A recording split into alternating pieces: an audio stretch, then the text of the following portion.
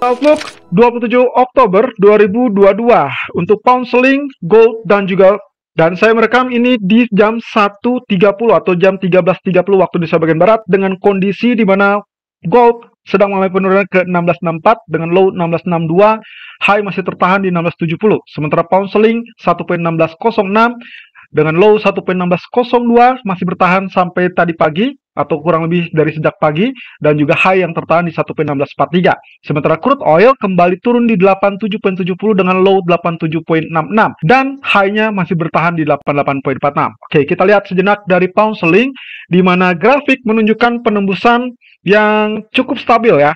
Kita sempat melihat areal ini tertahan di 1.1387, kemudian hanya koreksi sedikit di bawah atau kurang lebih 1.1420-an atau 1430-an, kemudian dia naik dan akhirnya tembus 1.1578. Target kemarin 100% itu ternyata ditembus, bukan hanya disinggahi tapi juga ditembus. Nah, ini berarti fokus kita akan tertuju kepada areal ini, teman-teman. Secara historical, ini sangat memungkinkan untuk menjangkau area 1.1735. Nah, ataupun bisa saja mencapai level 61 atau 161.8% dari Fibonacci expansion. Ya, ini adalah perpanjangan dari target setelah terjadinya penembusan areal 0% atau bahkan penembusan dari areal resistance triangle. Tapi tunggu dulu, kalau kita perhatikan dari daily chart, inilah permasalahan utama kita sekarang yang sedang kita hadapi. Ya, nasib dari pound sterling akan sangat bergantung dari closing price hari ini. Kalau saja dia mampu untuk tembus di atas dari trendline resisten ini, maka kita dapatkan pola bullish ataupun pola kenaikan bisa lanjut untuk sampai ke 1.1760 atau bahkan 1.1936. Tapi semuanya harus menjangkau atau berhasil tembus lebih dulu 1.1660. Dengan catatan ingat bahwasanya bukan hanya tembus tapi closing harus di atas. Sementara di sisi lain negatifnya kalau ternyata gagal tembus atau dengan kata lain terjadi rejection, maka yang kita khawatirkan adalah terjadi penurunan kembali dan itu berarti kembali mengancam 1.1487. Tapi hati-hati, kalau dia kembali turun di bawah 0%, 1.1487 ini masih mengisahkan akan berpotensi turun kembali sampai 1410 atau bahkan terendah 1.1215. So, mana yang akan terjadi?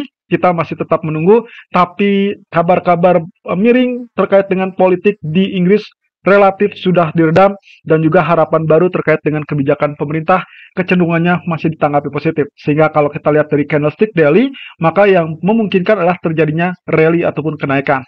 Tapi jangan sampai Anda melakukan buy di area 1.1600. Kenapa? Karena terlalu dekat dengan resisten. Seperti Anda lihat di sini, ini terlalu rentan untuk baik itu tembus atau bahkan rejection. Nah, kalau perhatikan dari teritori yang sebelum-sebelumnya, maka kita dapati di sini adalah rejection yang bertubi-tubi.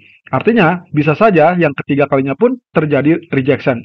Untuk mencegah hal tersebut, berarti kita harus mengantisipasinya dengan mencari areal koreksi terlebih dulu. Dan di grafik H4 menunjukkan koreksi bisa saja terjadi sampai 1.1455 yang terjauh atau mungkin saja hanya mencapai 1.1495. Ya, jadi kita ambil teritori terdekat atau bisa juga Anda gunakan Fibonacci retracement yang terbaru. Jadi saya hapus Fibonacci expansionnya, kita ambil dari sisi kenaikan terakhir, dua kenaikan terakhir saya ambil puncak seperti demikian. Jadi saya ambil 1.1270 sampai 1.1643 dan saya dapatkan yang terbaik yang mungkin saja menjadi indikasi terjadinya pullback yang cukup bagus adalah di 1.1500. Itu berarti di teritori 38.2%. Nah, berimpitan juga dengan teritori historical price tadi. Sehingga skenario kami adalah melakukan buy dengan menunggu areal 1.1500 ataupun 1520 dengan catatan ini diasumsikan bahwa kenaikan sudah terlampau tinggi dan kita belum melihat koreksi yang cukup sepadan. Tapi Anda bisa lihat di sini kenaikan-kenaikan tersebut cukup meyakinkan. Ya, selalu membuat higher low sehingga kemungkinan low terbarunya nanti akan seimbang di area 1.1500. Lalu kemudian outlook dari crude oil yang ternyata tembus 88, teman-teman. Kemarin kita sudah sempat sampaikan ada 3 level yang sangat harus jadi perhatian, yaitu 84, 86, dan 81. Jadi kemarin kita berada di 84, kemudian kita sempat himbau kalaupun terjadi kenaikan harus tembus 86. Kalaupun terjadi penurunan maka dia harus close di bawah 84. Dan apa yang terjadi? Boom, ternyata dia tertahan di area 8402 tapi tak mampu turun lebih dalam sehingga langsung dia naik dan ini ditembus. Ini berarti sekarang berada di teritori 50% mendekati 61,8%. So, preferable ini yang harus waspada teman-teman. Selama dia tidak fix untuk tembus di atas 61,8%, maka potensi untuk penurunan masih bisa terbuka. Tapi tunggu dulu, kalaupun misalkan kita anggap dia terjadi penurunan, maka long white candle akan membantu kita untuk memperkirakan sampai berapa atau teritori mana. Ya, kalau kita asumsikan ini long white candle, berarti tinggal hitung saja 50% real body-nya. Kalau kita perhatikan open dan close, 85 dan 88. Berarti kita asumsikan ada $3 yang mengalami kenaikan. Kalau kita split atau kita share bagi dua, maka kemungkinan angka tengahnya adalah 1,5 poin. Dan itu berarti ada penurunan teritori support di 86,50-an. Selama dia tidak turun di bawah 86,50, maka kita asumsikan itulah kategori short term correction yang normal. Tapi kalaupun turun, dia tidak boleh turun lebih rendah dari low long white candles tersebut. Itu berarti 84,16. Artinya, final dari reversal bearish akan sangat kuat kalau dia berhasil tembus 84,16. Selama dia tidak tembus 84,16, taruhlah contoh misalkan dia hanya turun 85 sampai 86,50, itu masih tetap dalam teritori buy. Lalu kemudian kalau kita perhatikan dari grafik H4-nya, maka peluangnya sebetulnya karena kemarin kita sudah lihat ada symmetrical triangle, dan symmetrical triangle itu adalah 50-50, kesempatannya antara bullish ataupun bearish, yang ternyata dia justru tembus area resistennya. Dan inilah yang membuat kita harus merubah strateginya menjadi area buy. Nah, tapi setelah dia bullish seperti itu, maka ada kemungkinan kecenderungannya adalah dia correction terlebih dulu. Oke, saya bisa saja mengganti teritori Fibonacci retracement-nya, tapi kita mengandalkan 61,8% tersebut, jadi tidak apa-apa. Tapi kalaupun misalkan Anda ingin memastikan dari wave terakhirnya, kita tinggal tarik dari kenaikan ini. Di sini kita menarik dari 83 sampai 88,46 dan saya mendapati teritori 38,2% di 86,39 dan 50% di 85,75. Kalau kita asumsikan sebagai teritori yang kuat, berarti 85,11 adalah areal yang tidak boleh ditembus. Dan dengan demikian, strategi untuk hari ini adalah kita akan melakukan buy, tapi dengan catatan posisi buy tersebut kemungkinan kita harus berada atau menunggu area 86,80 sampai 87,00. Karena itu adalah area yang cukup optimal untuk correction dan kita anggap normal dan stop loss diantisipasi di 85,80 untuk strategi target ke 8900. Lalu kemudian kalau kita perhatikan dari sisi gold, di mana candlestick ditutup dengan bullish candle. Dan ini akan menjadi catatan khusus teman-teman. Ya, kondisi ini trendline kita sesuaikan dengan grafik yang sudah ada. Jadi terakhir kita memang mencurigai ini adalah double bottom. Lalu kemudian kita menantikan apakah 1729 sebagai neckline ini bisa ditembus apa tidak. Ya, jadi kalaupun kita asumsikan betul-betul terjadi double bottom, maka harapannya adalah seperti demikian. Dan ini yang akan menjadi trigger ataupun pemicu untuk potensi kenaikannya, 1729. Tapi sampai saat ini, karena semua prosesnya bertahap, maka hati-hatilah dengan resisten 17 atau 1680 dan juga 1686 berupa 61,8% dari Fibonacci retracement daily chart. Nah, berarti kalau Anda perhatikan dengan kondisi candlestick yang cukup memadai, maka kita melihatnya sebagai potensial bullish karena dia masih tetap ditutup dengan bullish. Apalagi kalau kita sesuaikan dengan 3 candle sebelumnya, maka ini menunjukkan kondisinya sama saja dengan Morningstar. Artinya, bisa mirip dengan apa yang terjadi di bagian ini, Morningstar yang cukup tegas. Nah, oleh karena itu, secara intraday-nya kita mengincar potensi koreksi turun yang terbatas, lalu kemudian kita lanjutkan dengan buy. Walaupun dengan demikian juga ada catatan khusus, di mana efek akhir bulan kemungkinan akan menjegal kenaikan tersebut. Oh ya, ada satu hal yang harus kita revisi di sini. Kemarin kita melihat kondisi dari inverse head and shoulder dengan neckline seperti demikian, teman-teman. Nah, kalaupun misalkan kita anggap kondisi yang memungkinkan adalah tail yang terjadi di tanggal ini, kita abaikan, kemudian kita fokus dengan tail yang lebih pendek, maka neckline sebetulnya bisa saja kita ambil seperti ini. Nah, ini berarti neckline-nya bukan di 1670, melainkan areal neckline 1661 yang sebetulnya sudah ditembus kemarin. Jadi secara catatan, revise-nya atau revisinya adalah seperti ini, berarti target utama kita luncurkan dari areal penembusannya maka kemungkinan posisi target utama adalah 17.13.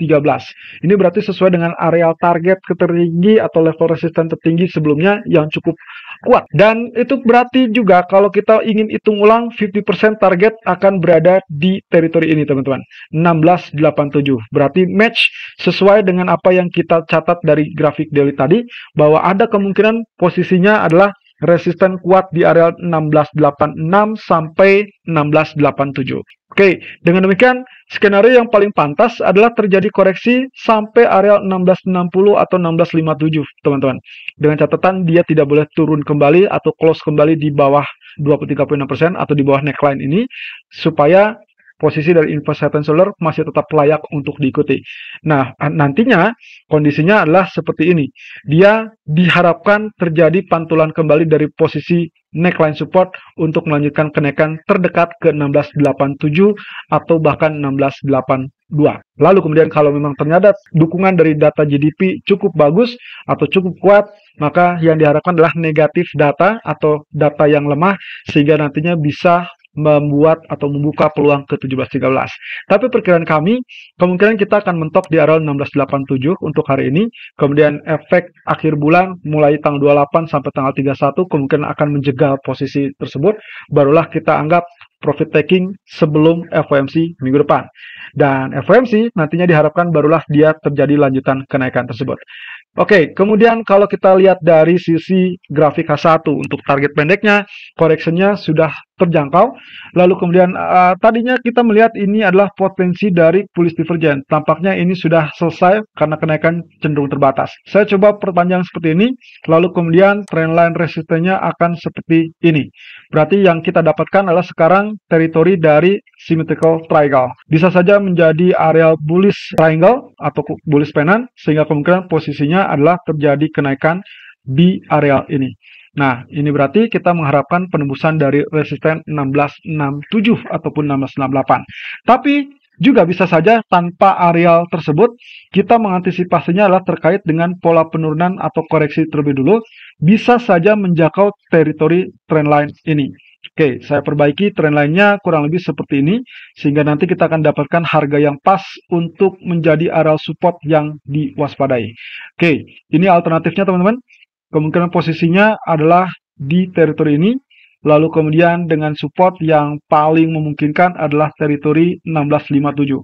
Jadi masih tetap tidak terlampau jauh, arealnya bisa menjangkau ini, kemudian diharapkan terjadi reversal naik kembali untuk potensi bullish. Oke, berarti dengan demikian strateginya adalah untuk melakukan buy, itu kita bisa melakukannya di teritori kurang lebih 16.58 ataupun 16.60.